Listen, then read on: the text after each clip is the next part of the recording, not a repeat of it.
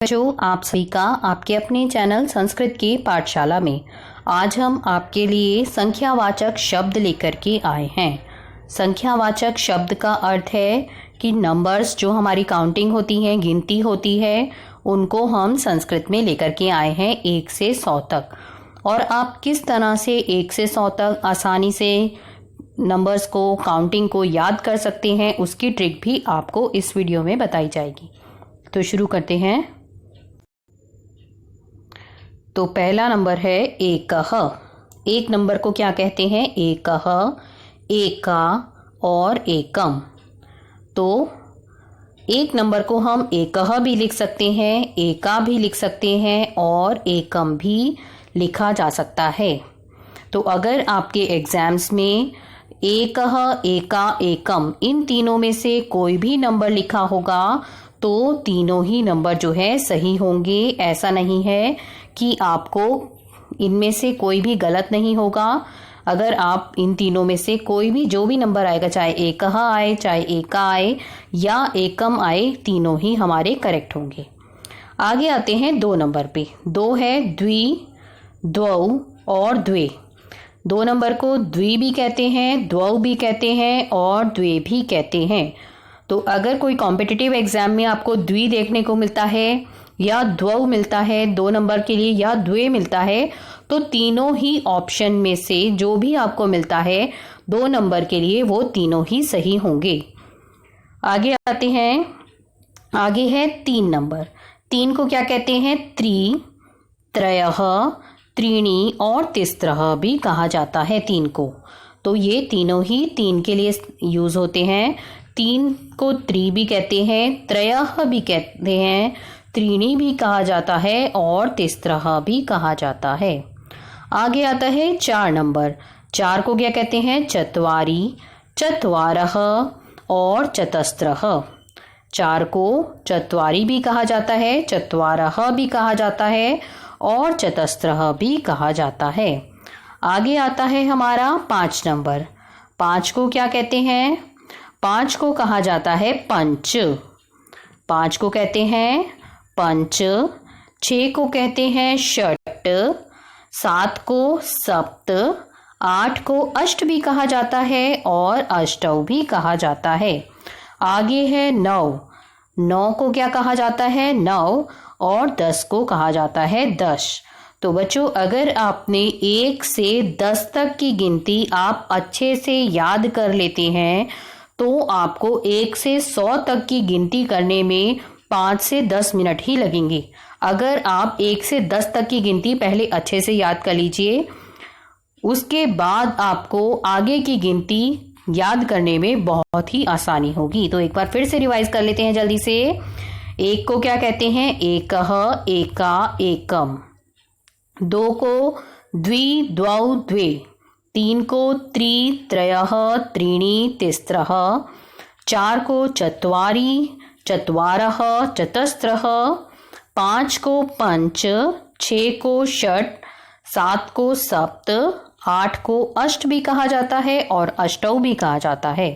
9 को 9 और 10 को 10। तो अब आगे बढ़ते हैं। आगे आता है 11। 11 को क्या कहा जाता है? 11 को क्या कहते हैं हम? एकादश। तो आपने देखा 1 और 10, तो 1 और 10 कितने होते हैं? 11। तो एकादश बन गया। आगे आता है 12। तो 12 को द्वा और दश। तो सब क्या इसी तरह से चलेगा? 1, द्वा। 13 को क्या लिखा हमने? त्रयो और दश, त्रयोदश। त्रय मतलब 3 और दश मतलब 10, तो 13 बन गया। 14 को चतुर्दश। 15 पंचदश। तो आप देख सकते हैं कि 1 से आगे की जो गिनती है वो सेम रहती है और लास्ट में बस जो 10, 20, 30 इस तरह से जो नंबर होंगे बस वो लग जाएंगे। आगे आता है 16। 16 को कहते हैं षोडश। 17 को सप्तदश। 18 को अष्टादश। 19 को कहते हैं नवदश। नवदश मतलब 9 और प्लस 10, तो हो गया हमारा 19। और 1 को नवविंशति। विंशति होता है हमारा 20, उसमें 1 नहीं है, तो 20 में अगर 1 नहीं है तो कितना बन गया?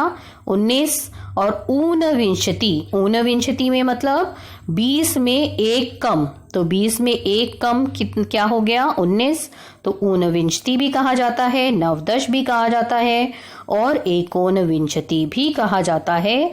किसको? 19 को। आगे आता है 20 को क्या कहा? विंशति।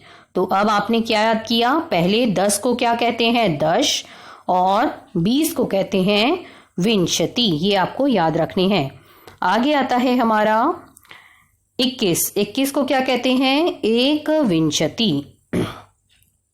22 को द्वाविंशति, 23 को त्रयोविंशति, 24 को चतुर्विंशति, 25 को पंचविंशति, 26 को षड्विंशति, 27 को सप्तविंशति, 28 को अष्टाविंशति और 29 को नवविंशति या एकोनत्रिंशत्। तो त्रिंशत् किसको कहा हमने? 30 को कहा त्रिंशत्, और एकोन मतलब एक नहीं जिसमें, तो 30 में एक नहीं का क्या अर्थ हुआ? 29।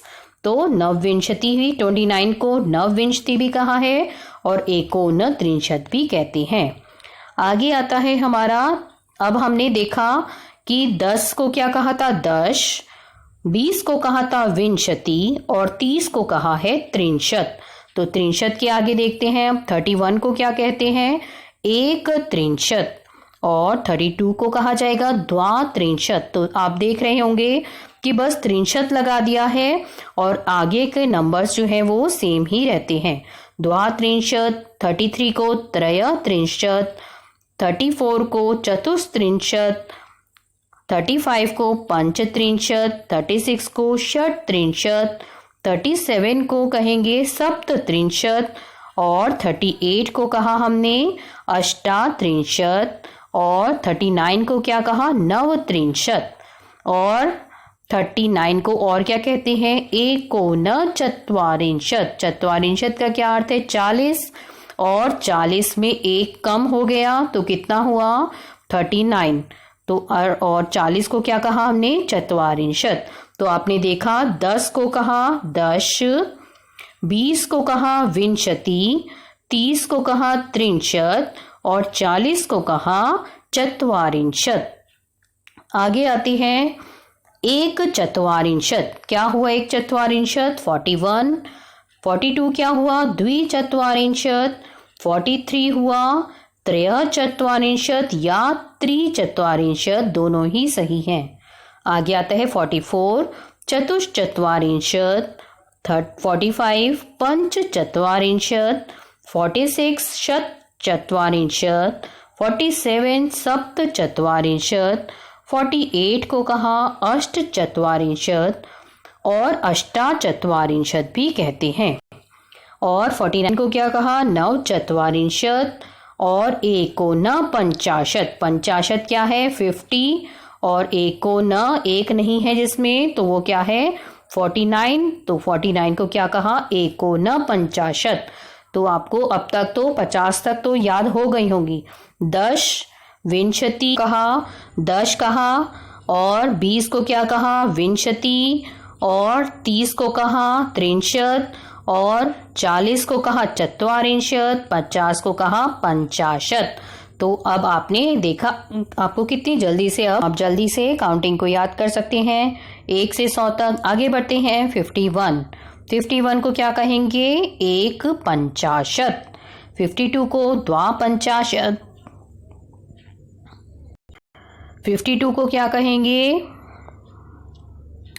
52 को कहेंगे द्वापंचाशत् या द्विपंचाशत्, दोनों ही सही हैं।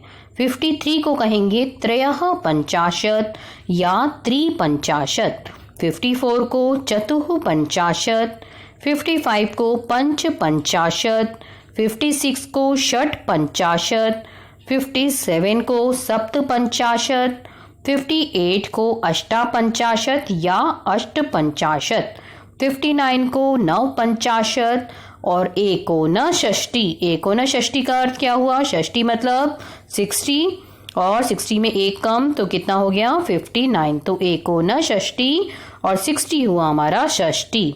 तो हमारी 60 तक कंप्लीट हो गई। आगे आते हैं हम 61, 61 को क्या कहेंगे? एक षष्ठी। 62 को द्वाषष्ठी या द्विषष्ठी, दोनों ही सही हैं। 63 को त्रयषष्ठी या त्रिषष्ठी। 64 को चतुष्षष्ठी। 65 को पंचषष्ठी। 66 को षटषष्ठी। 67 को सप्तषष्ठी। 68 को अष्टाषष्ठी और 69 को नवषष्ठी या एकोन सप्तती। अब तक तो आपको पता चल गया होगा ये कैसे बना है। सप्तती मतलब 70 और 70 में एक कम, तो क्या हुआ हमारा 69, तो इसलिए कहा एकोन सप्तती, जिसमें एक नहीं है, तो और 70 हुआ हमारा सप्तती। आगे आते हैं 71 पे, एक सप्तती। आगे आया हमारा द्वासप्तती या द्विसप्तती, दोनों ही सही हैं। 73 को लिखते हैं त्रिसप्तती या त्रयसप्तती। आगे आता है 74 चतुसप्तती। 75 पंचसप्तती।